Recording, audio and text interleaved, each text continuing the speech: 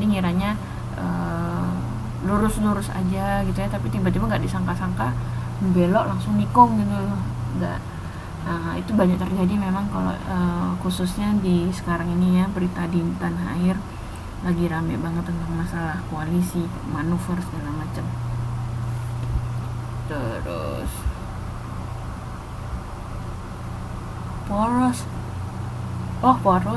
poros itu maksudnya gini mbak, nggak apa-apa ya nih sambil bahas dikit tentang apa kejadian yang ada di tanah air gitu ya. Poros itu maksudnya kutub poros atau kutub itu sama. Jadi kalau kutub itu kan dia memusat gitu ya, memusat di satu titik. Nah poros-poros itu kalau roda tengahnya itu porosnya.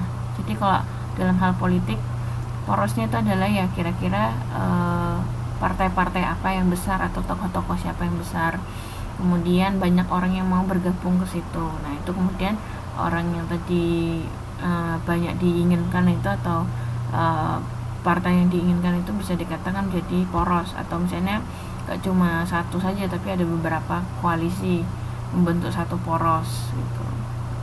Tuh mbak. Oke, kembali lagi sini ya. Ya pentolannya ya bisa dikatakan seperti itu mbak, yang paling menonjol gitu ya. Nah ini kembali lagi ke konteks tadi untuk tugas itu ya, faktor pendukung asimilasi. Nah apakah bisa dikatakan, ini saya sambil nanya nih, menurut teman-teman masyarakat Indonesia di Taiwan itu sudah terasimilasi atau belum? Halo? Ayo yang lainnya nih, saya belum lihat, ada beberapa nama yang belum mengetik-ngetik, silakan.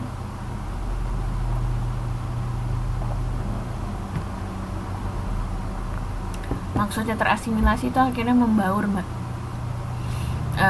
menyatu lah, bukan merata tapi udah keaduk kecampur gitu, asimilasi udah membaur. Nah apakah orang-orang Indonesia yang di Taiwan itu sudah berasimilasi atau belum, bercampur dari sisi kebudayaan atau hal-hal lainnya? Jadi kok di sini disebut alasan-alasan kalau misalnya memang sudah membaur, ya, itu pertama adanya toleransi antar kebudayaan yang berbeda. Jadi kalau di Indonesia style gimana, di Taiwan gimana, terus juga masalah mungkin kalau kita kan mayoritas muslim gitu ya, di sini belum banyak yang tahu tentang muslim. Apakah mereka bentuk toleransinya itu seperti apa?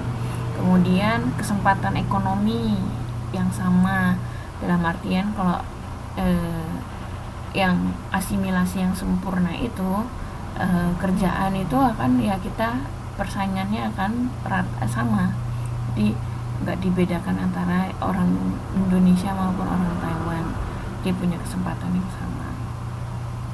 Kemudian sikap menghargai terhadap budayaan, kemudian sikap terbuka, ada kesamaan juga dari unsur budaya kedua belah pihak. Apa yang sama antara unsur budaya Indonesia dan Taiwan, ada yang tahu?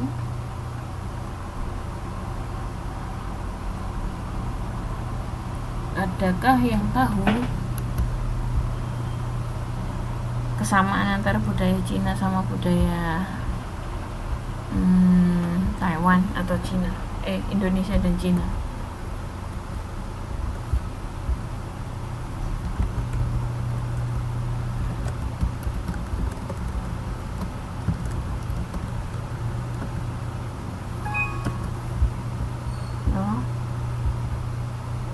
Sopan santun lagi, nah macam-macam ya.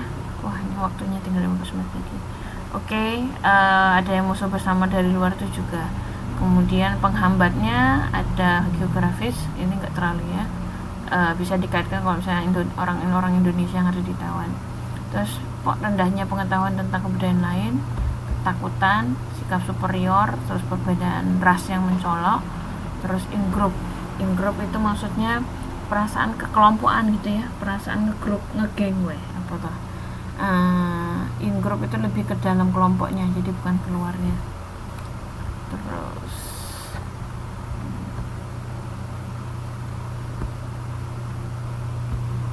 Oh, yang masih menjunjung tinggi adat istiadat, ada saling menghargai, disiplin, kekompakan. Oke. Oh iya, akhirnya nih tadi yang spesial ya, yang sudah saya sampaikan tentang tugas. Kalau tadi di awal saya menyampaikan tugas untuk kelompok, nah ini tugas pribadi. Karena kalau biasanya kan saya kasih PR, PR-nya sekarang bukan dari modul yang lama, tapi ini lebih dari BSA ini ya soalnya. Jadi teman-teman masing-masing orang jangan lupa silakan mengerjakan, boleh di kertas, boleh di Word, silakan. Menulis ya, tadi sedikit sudah dibahas kan ya tentang prinsip hidup, nilai sosial, norma sosial. Nah ini tapi saya ingin bertanya pada teman-teman pribadi, nilai-nilai sosial apa yang dipegang gitu ya. Terus yang paling mencolok dari nilai-nilai atau norma yang teman-teman pegang sekarang ini yang masih kuat dilaksanakan walaupun kalian di Taiwan, itu apa? Silahkan ditulis ya. Kemudian itu yang nomor satu. Yang kedua, ada nilai sosial yang dulu dianggap baik tapi sekarang sudah nggak ada lagi, atau sebaliknya, dulu nilai sosial tidak diterima tapi sekarang malah banyak digemari orang. Itu bisa di Indonesia, bisa di Taiwan. Nah silahkan teman-teman, tugasnya silakan dikerjakan, dikumpulkan malam ini juga. Wah iya, hari ini juga. Oh ya, tulisannya nggak kelihatan habis ini, nanti langsung saya posting ya di Facebook. Soalnya kenapa kok nih harus malam ini juga, supaya teman-teman nggak numpuk-numpuk tugasnya ya sama yang lainnya juga. Terus ini biar lebih spontan, saya mau lihat teman-teman gimana. Ini malah jadi kayak UAS ya. Bukan UAS mbak, ini tugas individu. Silakan, tugasnya malam ini ya mbak, sampai tengah malam. Kalau misalnya nggak bisa tengah malam, bolehlah nawar sama saya. Berani berapa mbak? Mani piro mbak? Gak susah kok mbak, mau dikumpulin besok pagi juga boleh. Nanti ada mau nawar, mau jam berapa? Kok saya ini tawaran pertama jam 12 malam ini. 1 jam cukup mbak, gak banyak-banyak kok, cuma 1 halaman, 1-2 halaman. Ini kan ada 2 pertanyaan, dan ini lagi-lagi adalah pengalaman pribadi, jadi saya pikir nggak terlalu susah ya. Dan memang saya lebih senang tulisan-tulisan karangan-karangan dibandingkan ABCN. Nanti saya kapok sama tugas ABCN, nanti ada yang lihat kunci jawaban lagi. Jadi ya nanti tugasnya saya share di Facebook. Nulisnya silakan, mau di buku, di kertas, dimanapun boleh, di foto boleh, mau di Word boleh, di Facebook boleh, silakan. Lebih ke pribadi mbak, jadi bukan ke orang lain, bukan ke masyarakat, tapi kira-kira dari teman-teman pribadi, kan sudah lama tinggal di Taiwan. Nah kira-kira prinsip hidup apa, norma atau apapun gitu ya, yang masih teman-teman rasakan masih bisa dijalankan dengan baik, masih teman-teman terapkan juga. Kemudian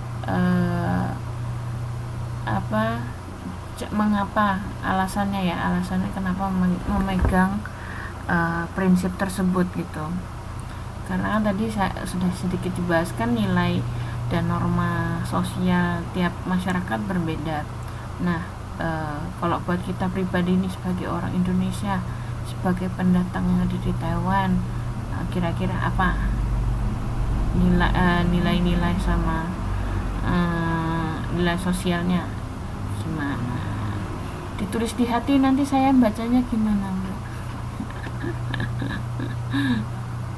Wah, nanti saya jadi tahu sifat-sifat teman-teman. Oh iya mbak, nggak apa-apa.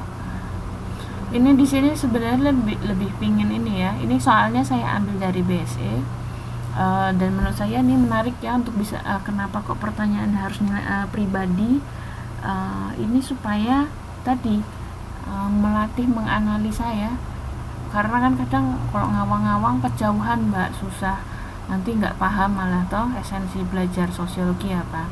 Nah makanya dimulai dari diri sendiri gitu, nilai sosial norma itu bagaimana. Ini nggak usah maksudnya biar dikira saya orang baik gitu terus jadi milih bagus-bagus, oh enggak, bukan seperti itu, tapi yang kira-kira memang menurut teman-teman benar-benar masih terpegang sampai sekarang itu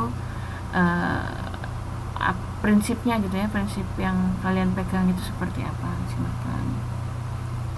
Ini kok mendadak? Wah bukan mendadak mbak, ini memang tugas kelas, jadi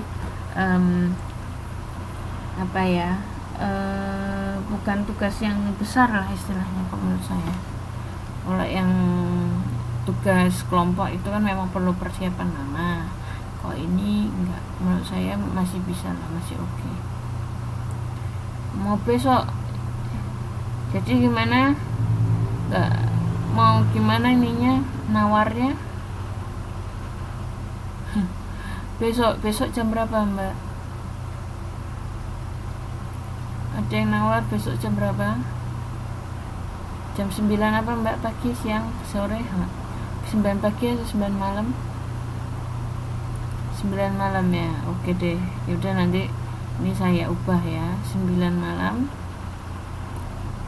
dikumpulkan besok. Nggak usah panjang-panjang, 1 halaman cukup. Ini saya nulis, kalau ada yang semangat mau nulis curcol sama saya 1-2 halaman. Jadi soalnya 2 ya, yang pertama prinsip hidup pribadi, yang kedua mengamati ya kira-kira nilai sosial apa yang dulu dianggap baik sekarang malah enggak, atau sebaliknya dulu dianggap jelek tapi sekarang malah ada ya gitu.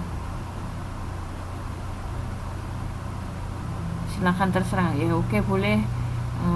Saya ini ya, saya tulis, saya ubah revisi ini nanti postingannya kok dikumpulkan besok.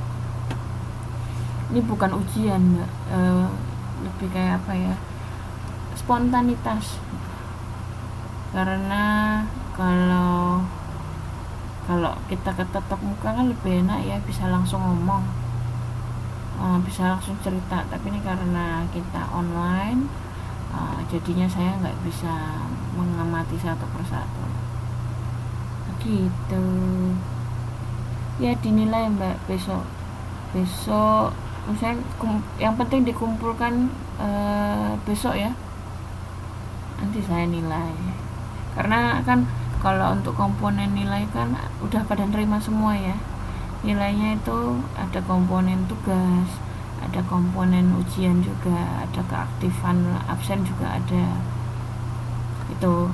Nah ini saya sedang mengambil untuk nilai tugas pribadi.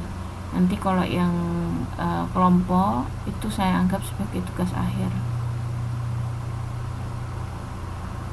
gitu. Ada ini, jangan lupa ya tulis ini ya, saya tulis itu, jangan lupa tuliskan tugas sosiologi 1 semester 2, nama lengkap dan nomor siswa.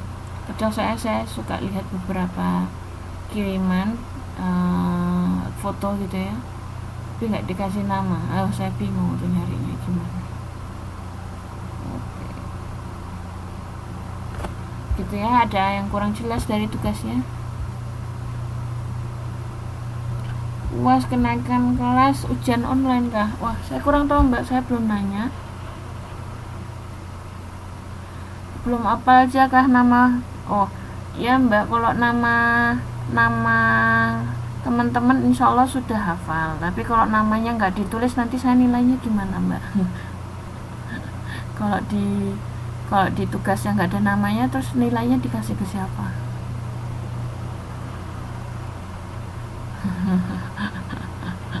Bukan, kalau misalnya ketemu langsung kan kadang saya lebih hafal nama ini, nama penanya, nama Facebook, nama paketnya. Nama asli saya suka, wah ini kok nama aslinya sama nama panggilannya beda banget.